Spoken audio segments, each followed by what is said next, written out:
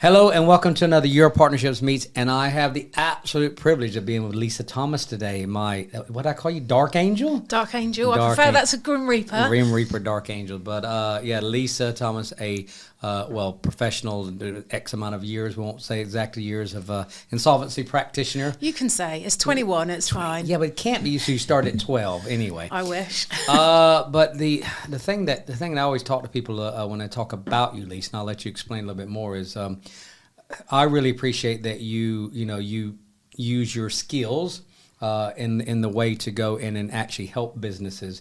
Sometimes a business will get to the point where some businesses, as you say, get to the point of insolvency. Yes. But it's not just black and white, is it? So explain a little bit more how that works. So, well, initially, hopefully someone will come to me for some advice, and that's always free and it's confidential and they're not under any obligation to instruct me. So someone could just ring me anonymously and I will ask them for background on what's going on with their company, so I can get an understanding of the whole picture and how insolvent it might be and how bad things are, how long things have been going on for.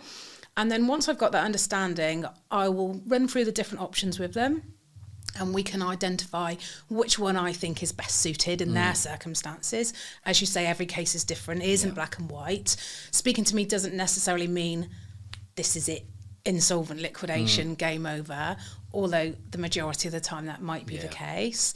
But we'll have a look at whether there's the option to rescue the company through maybe what's called a CVA or administration, a pre-pack, a Phoenix. There's lots of different options out there to explore. So that's what we'll look at, and even if that means pointing them in a different direction, perhaps pointing them away from me and talking myself out of a job, if I think that's the best thing for them, that's what I will advise regardless. And what I was going to say is, I've known different stories around what you do and everything, to where lots of times a business can actually, they may think it's a darker path than it was.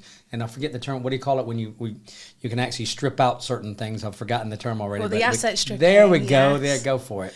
Yeah. So usually that's known as a Phoenix, where you liquidate the company, and then the next day it springs up again, the same or similar business with the same or similar name, same directors, same staff, etc., etc. And understandably, to the public view and to the creditor's view, that doesn't look fair. But actually it can be done legally if they take advice and follow the correct steps. Right. But there are a lot of practical implications. It isn't that easy, and they're usually quite shocked to find out they have to physically pay for the assets and buy them back at market value. Yeah. So sometimes it's just not going to be viable, but that's something we can explore as well. But that's in some ways, in a way, it's not exactly that, but it's kind of like a restructure. It's looking at what actually works and what doesn't work, really, isn't it? So that's what's so important. So in fact, you were saying, we were talking earlier before, it's like a cleansing. It's it's rebooting and everything as well. Yes. Well, we often joke between us that I'm the Grim Reaper of the business world, although I prefer Dark Angel. It is a little bit like a cleaning, really. They come to me, I help them wipe the slate clean, we'll bury the company, assuming it is an insolvent procedure, and then hopefully they will get their relief and they will move on.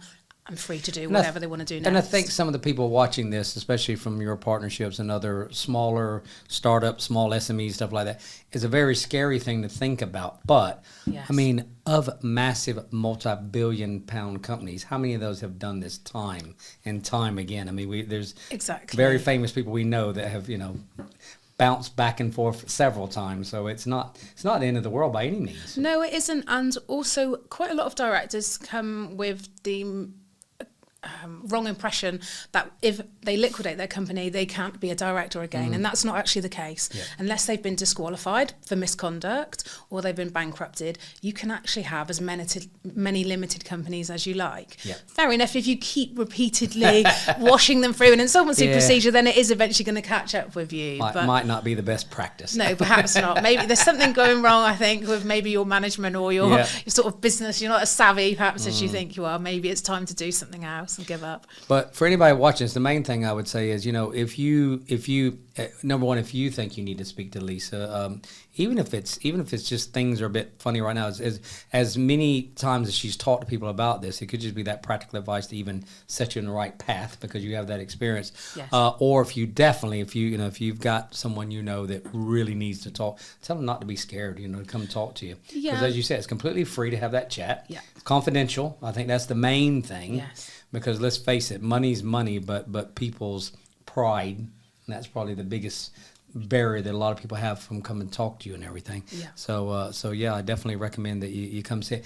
And tell everybody listening how to get a hold of you. Because we've said Lisa Thomas. Of course, that's famous enough. We don't need to say much more. No, you go ahead. So I work for Parker Andrews, so you can find me on the Parker Andrews website. But I'm, as many people know, prolific on LinkedIn. Yes. I'm probably on there every day, boring everybody with my posts. And I've also got my own YouTube channel, Lisa Thomas, the Liquidator, where I put out bite-sized videos, hopefully give people a little bit more information so they can have a look perhaps and come to an understanding themselves what might be the best option before they pick up the phone and speak to me. And I've had the privilege, Lisa and I did an event not too long ago, and we're going to do another little video about some future plans. Yes. I don't want to mix the two together, but yeah, watch this space. Teaser. And a little teaser. But I really appreciate you jumping in the studio with me today.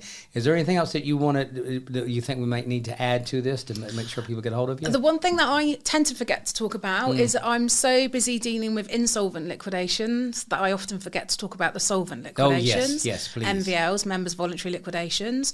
And so those can be really useful for shareholders that have got a limited company and perhaps they've sold the business or they're ready to retire and it's got a pot of cash left, doesn't have any creditors, it's paid everything off, and they want to take that money out in a tax efficient way. So those can be really useful tools.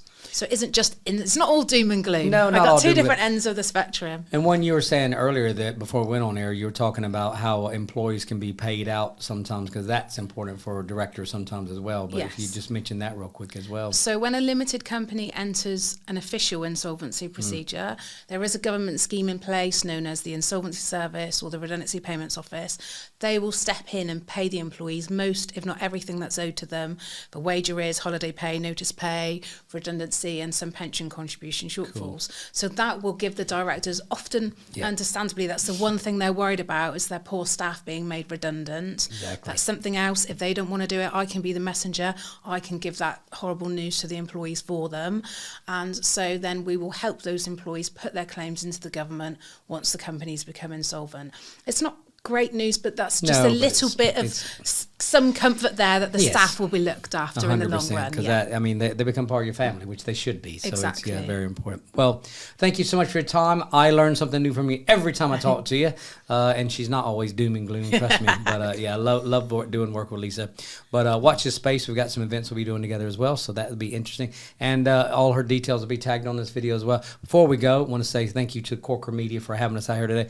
So you just first time out today, isn't it? First time out. I think it's brilliant. And I love the fact that you've won a match. Yeah, we've come matching. Coordinated, coordinated today, accidentally. Yeah. But so you've had you had the Warner Brothers studio tour, and I hope you didn't fall off the golf cart or anything on your way around. But, not quite. But what would you say to anybody that's not been out here before? Definitely worth coming out and having a view. And also, I've just found out that they hire the meeting room space. Yes. Fantastic venue. Great place if you need any confidential meetings. Exactly. Great. Well, thank you so much. Thanks to Spinks behind the decks today, making everything work for us. And we'll see you again soon. Thanks for having me.